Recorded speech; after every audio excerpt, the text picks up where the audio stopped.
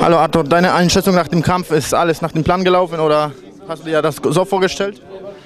Ja, ich wusste, dass er ein harter Gegner ist und dass er viel einstecken kann und das wird ein harter Kampf, aber ich denke, wir haben verdient gewonnen. Hat er dich überrascht oder hast du genauso seinen Piotr Wilczewski erwartet? Nein, die hat mich nicht überrascht. Ich wusste, dass er viel einstecken kann.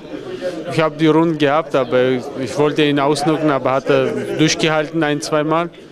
Aber wichtig ist, dass wir gewonnen haben. Und für K.O. hat es nicht ausgereicht, oder? Nein, für K.O. hat es nicht gereicht. Würdest du jetzt lieber nach dem Kampf gegen Groves oder gegen Stieglitz kämpfen? Gegen Stieglitz. Und warum?